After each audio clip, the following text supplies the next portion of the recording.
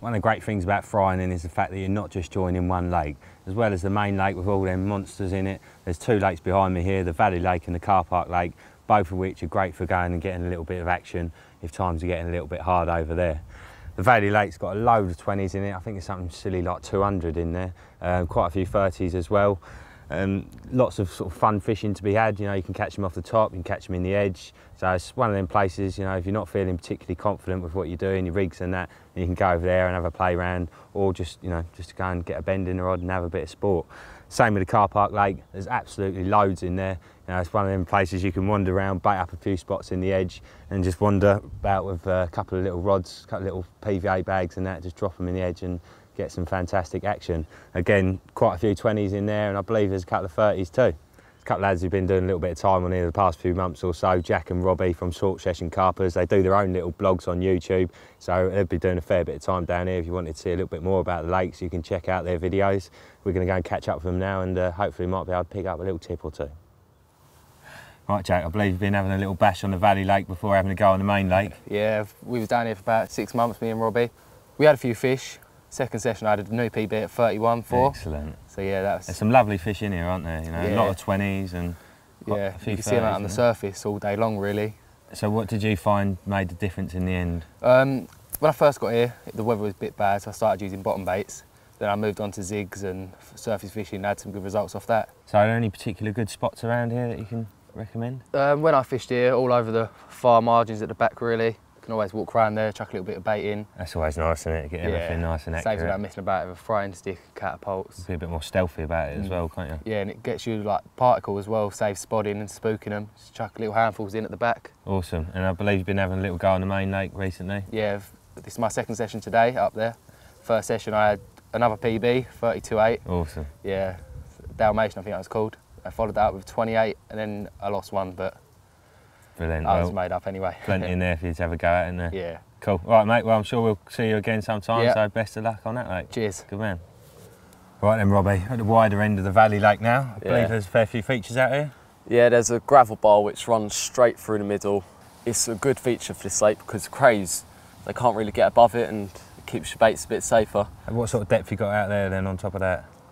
On top of that you get about 3 foot, yeah, which is a big difference. So it gives you the option of shallower spots in the daytime when it's hot, and especially when it's hot you see them cruising over it all day long really. And I suppose you've got the option of fishing, you know, the base of the bar.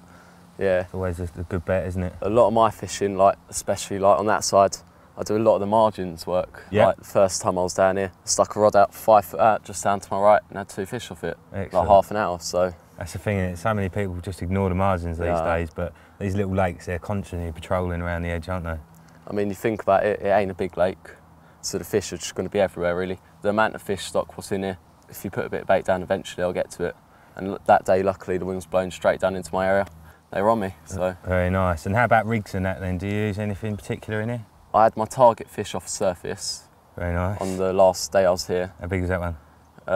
It was the koi. Yeah. With the orange, it only hit 19 and a half. Excellent. But it was just after spawning, so it's meant to be just above 20. But it was a lovely fish. But most rigs, I do a bit of surface fishing, but normally just simple snowman rigs. Or they do like a floater in here, don't they, when you can catch them on the right day? Yeah, on the right day they'll come up and take it, but a lot of people just don't succeed with it because they just try, and then they think it's done, and then they never go back to it. And also you do need a fair few pellets, don't you, or dog biscuits to try and feed off the birds. Well, that day, I actually forgot them. I forgot my mixers. Right. So I just pulled out a tub of cell pop-ups. Really? I just put about 2 out, and nothing was coming up. And I saw my koi, I stuck it straight back out, and it took it, no worries. Really? So, single hook bait? Yeah. God, that's such a rare one, isn't it, to catch a fish off the top on a single. Oh, well, good angling, mate.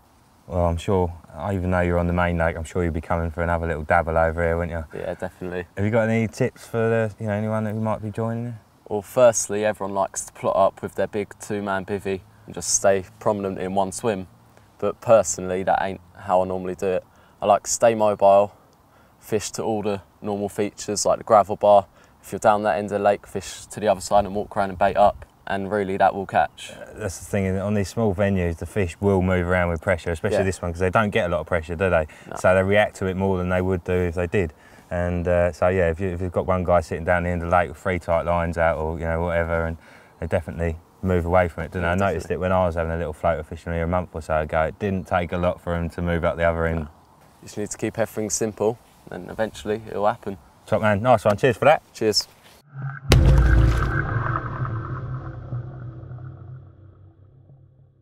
As with any fishery, carp safety is of absolute paramount concern, and I'm pleased to tell you that all the fish in Fryerning are absolutely mint.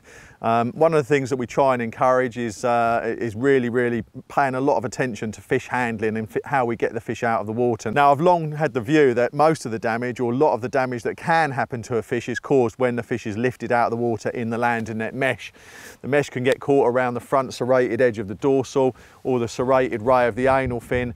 If the hook's gone through, it can get caught in the mesh, and all of those things, fin twist, bending over and so on, when you lift the fish, it can cause unacceptable damage. So paying respect to these fish and keeping them tip-top condition is very important. A practice that I've been doing for quite a few years now, and that I try and tell everybody on my tutorials, and I'm trying to make a widespread practice, is when you've got that fish in the landing net and it's safely landed, you want to then transfer that to your cradle. Here at Fryerning, everyone's got to have a carp cradle, so the fish cannot get off the mat at all. And transferring the fish to the cradle is best done, in my opinion, via a sling. So I use this great big buoyant Fox one, and with the help of someone or on my own, I'll slide the whole thing underneath the landing net with the fish. Then I'll break the landing net down, drop everything in, make sure the fish's fins are facing the right way, and then I'll just lift it out like that. Now, with the landing net and the fish collapsed in the bottom of the sling, there is no pressure, no stress, no danger of the mesh tearing anywhere. Carry it up to the carp cradle in the sling, and that's really good carp practice, something that I'm doing everywhere, and whether you're fishing Fryerning or not, you should really put it into your fish and keep these fish perfect.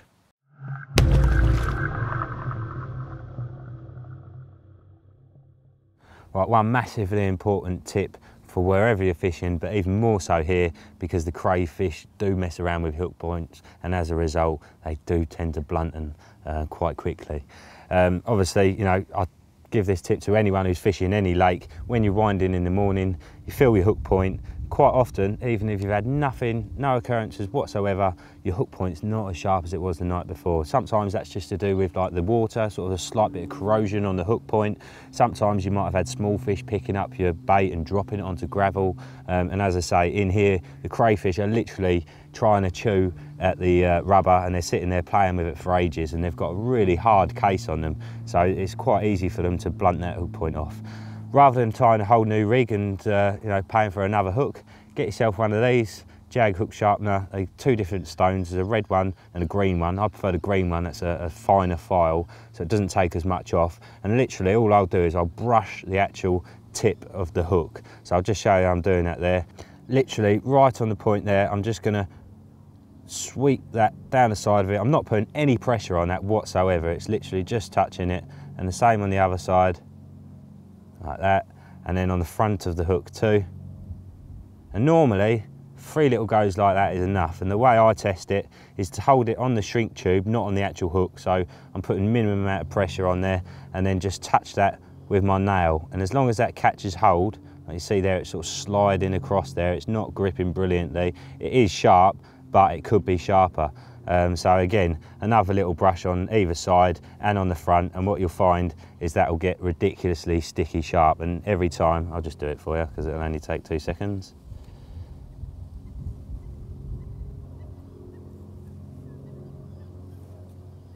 Let's give that a go now. There we go. And I'm just literally touching the point there, and it's catching hold every time. So you can see it was sharper than it was before. So as I said, even if nothing's happened throughout the night, check your hook points in the morning and give them a little brush up, and that will definitely give you a little edge. There's long been going a debate between barbed and barbless hooks, and I can vouch for quite a few big fish lakes that have got pristine fish and have a barbless rule-in force. There's a few in France, there's a few in the UK, and I think Fryerning is a perfect example of that. You know, the fish, some of them are over 30 years old now, and all of the males of all the fish in the lake are perfect, and there's been a barbless hook rule for as long as the fishery's been in existence, I believe. The thing with barbless hooks, fish can shake them out, so unless you're fishing a choddy, I prefer to fish a tightish line. Fish do get used to getting rid of them, but that's the key point, you know, that's one of the reasons why they're so safe and effective, because by having a barbless hook policy, you're effectively eliminating all of your towing and all of your tethering, which in my opinion is one of the main causes of possible damage. So by removing that from the equation, you keep your fish in tip-top nick, and I really think that it's a bit of a myth that barbless hooks cause more damage. I tend to favour the fox armour points, use these in a variety of different patterns, very strong, very sharp. So barbless hooks, don't be afraid of them. They work really, really well, and they help to keep our fish in perfect condition. Even these big old carp in here, as I said earlier, are absolutely perfect. So fishing with a tight line, if you're fishing a chod, then fish a slack, but generally fish a tight line so it's harder for the fish to get away with. And let's keep these fish looking beautiful.